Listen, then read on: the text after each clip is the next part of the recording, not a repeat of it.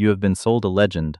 We were told that the French Riviera is eternal, that this 60-mile strip of Mediterranean coast is not a destination, but a cathedral of arrival for modern civilization.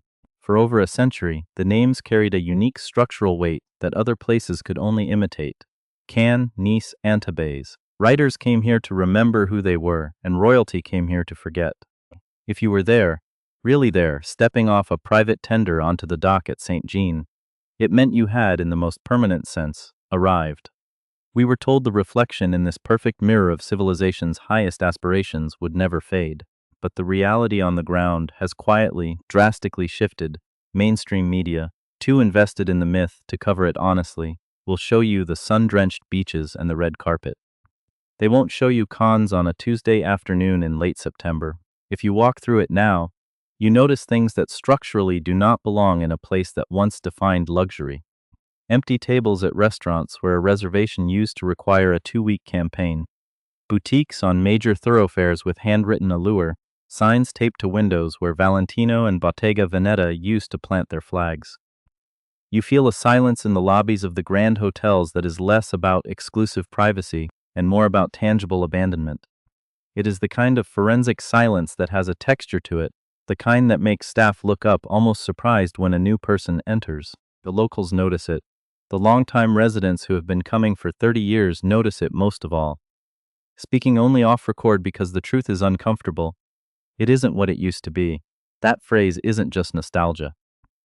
It is an indictment of a structural system in distress.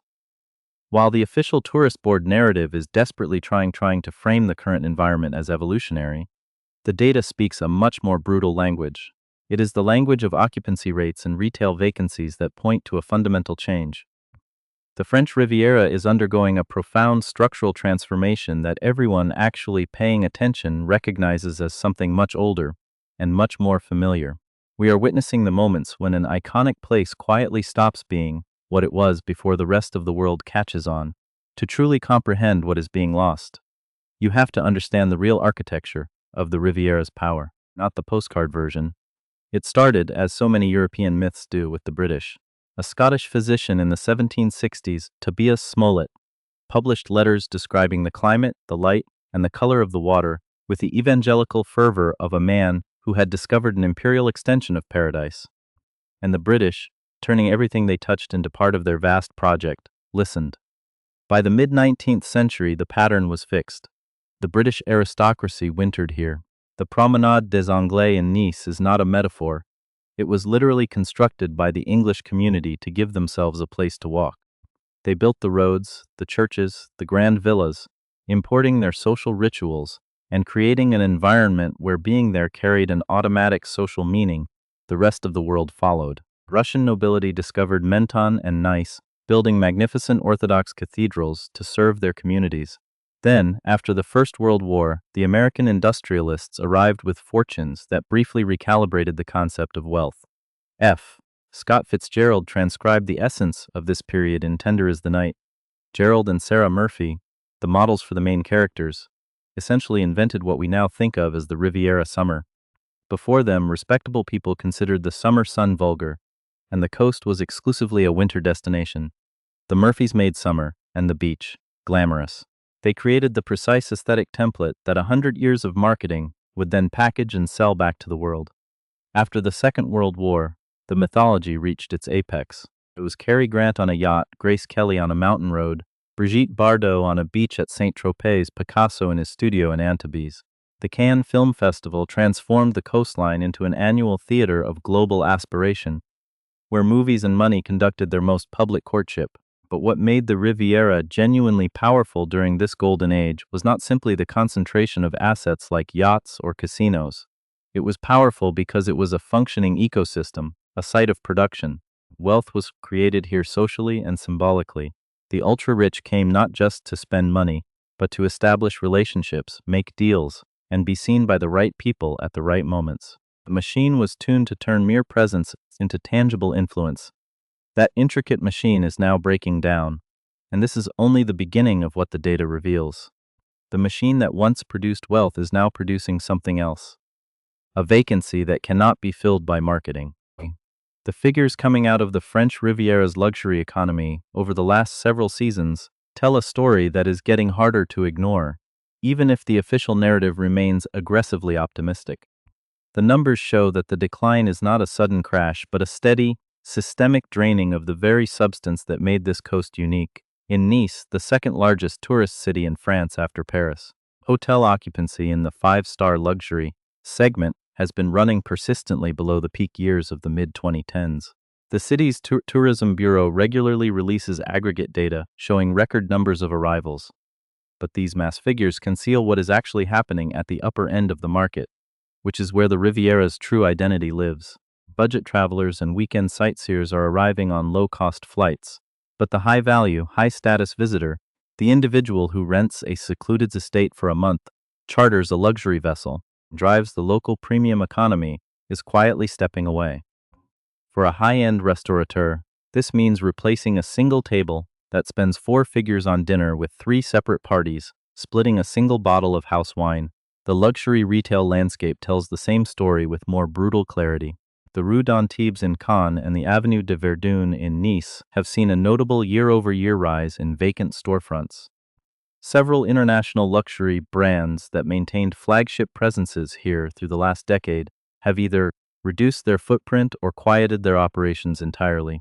This is not reported in local travel brochures, but luxury brands do not abandon prime real estate until they have already concluded that their target demographic has migrated elsewhere. For the specialized local workforce, the multilingual boutique managers, the artisanal tailors, the premium security consultants, it means the sudden elimination of careers that kept families anchored to this expensive coast for generations. The maritime economy adds another layer of evidence. The Riviera's historic marinas, Port Vauban in Antibes, the Old Port in Cannes, the crowded harbors of Saint-Tropez, have long been the most visible symbols of the coast's extraordinary wealth concentration. Superyacht culture was the Riviera's highest expression, a place where the largest private vessels in the world converged because nowhere else offered the same social gravity. Today, yacht brokers and marina operators describe a pattern of severe redistribution. The global elite are still spending, but they are spending their summers in Montenegro, in Greece, in Turkey, and along the Croatian coast. For a local shipyard worker or a specialized marine engineer in Antibes, this shift is felt when premium maintenance contracts disappear to modern low-tax ports in the eastern Mediterranean, leaving local docks quieter during peak months. Nowhere is the erosion more telling than in the private real estate market. For decades, a residential villa on Cap d'Antibes or Cap Ferrat represented one of the most unambiguous, coveted assets available to the global ultra-wealthy. Owning a piece of this specific earth meant something that transcended price. That meaning is losing its currency. Average transaction times for trophy properties in the prestige segments have lengthened considerably, with grand estates sitting on the market for months, and sometimes years, requiring massive price adjustments that would have once been unthinkable.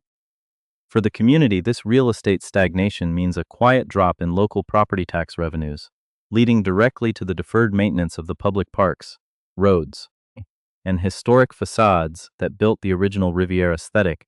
To understand how these numbers translate into lived reality, one must look at the businesses that have formed the backbone of the coast's daily operations. Step behind the counter of a boutique jewelry workshop off the Place du Casino, where the third-generation owner sits among tools that have shaped precious metals since the 1950s. Off the record, he will tell you that the nature of his clientele has shifted from patrons who valued the heritage of the region to transient visitors looking for a quick photograph. His regular orders from established European families have dwindled, replaced by occasional repairs for tourists who buy mass-produced luxury goods online. He watches the rising commercial rents and the falling foot traffic of true collectors, knowing that when he retires, there will be no fourth generation to take over the benches. The shop will likely become a corporate convenience chain or a vacant lot. This shift in real estate and retail is further compounded by a quiet demographic change within the region's elite. Nest institutions. Private school enrollments along the coast, which once boasted long waiting lists filled by the children of international financiers and permanent expatriates, have begun to stabilize or decline.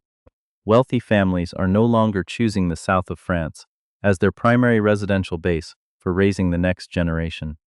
For the local community, this means the departure of a stable year-round class of affluent residents who supported local doctors, legal practices, and cultural institutions, leaving behind a seasonal economy that fluctuates wildly between summer crowds and winter silence. The decline of the French Riviera is not a random anomaly, nor is it a temporary downturn caused by a passing global crisis.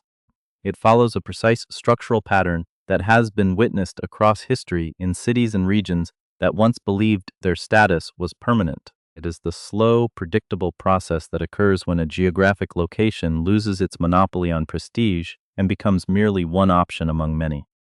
The forces driving this unraveling are deeply systemic, rooted in a changing global landscape that the old architecture of the Riviera was never built to withstand, and this is only the beginning of what the data reveals. The most striking aspect of this decline is not that it is hidden, but that it is actively denied. We are witnessing a stark paradox. On the ground, the structural erosion is visible to anyone who looks, yet the official reports describe a landscape of unprecedented success. In the localized economy of the Côte d'Azur, numbers have become an exercise in strategic camouflage, a data spin designed to protect the region's primary asset, its own image. The regional tourism observatories and municipal press offices regularly announce record-breaking visitor arrivals and historically high airport passenger traffic. But these aggregated figures are a calculated distraction. They intentionally blend mass, budget tourism with the ultra-luxury segment that built the coast's systemic power. 100 budget travelers arriving on a low-cost carrier and staying for 48 hours do not replace the structural weight of a single international family leasing a private estate for the season. Yet, in the official statistics, they count as 101 victories. This data manipulation creates a chilling effect across the region's commercial infrastructure. Local business operators, real estate managers, and hospitality directors speak of a distinct climate of fear, an unspoken consensus that publicly acknowledging the drop in high-value patrons is treated as an act of economic treason that could accelerate the flight of remaining capital. Tourism Review. When you push past the manicured press releases, the systemic implications of this trend reveal an unfolding crisis for the broader environment. The French Riviera has long functioned as a vital fiscal engine for the state, generating disproportionate tax revenues through high-end property transfers, luxury retail levies, and premium employment taxes. If the high-status class continues its quiet migration to alternative jurisdictions like Montenegro, Mallorca, or the Adriatic, the resulting financial vacuum will not be filled by seasonal day trippers. The consequences will inevitably cascade downward: a contraction in public maintenance budgets, the gradual degradation of protected architectural heritage, and the structural collapse of specialized local industries that have preserved European craftsmanship for generations. The region risks being caught in a feedback loop where visible decline repels the remaining elite, further starving the infrastructure required to sustain the original illusion of luxury. This quiet transformation raises a deeper, more unsettling question about the life cycle of iconic spaces. When the specific historical conditions that created a center of global gravity dissolve, can the physical shell ever truly recover its purpose? The cliffs remain majestic, the Mediterranean water retains its precise turquoise hue, and the grand hotels still dominate the coastlines of Cannes and Nice. But the animating force, the collective belief that presence on this coast was the ultimate definition of human arrival, is slipping away, one unrenewed contract and one vacant boutique at a time. As the summer sun sets over a quieter Cap Ferrat, we are left to wonder, is the Riviera undergoing a temporary shift in taste, or are we watching the final silent chapters of a century-old empire that has simply run its course?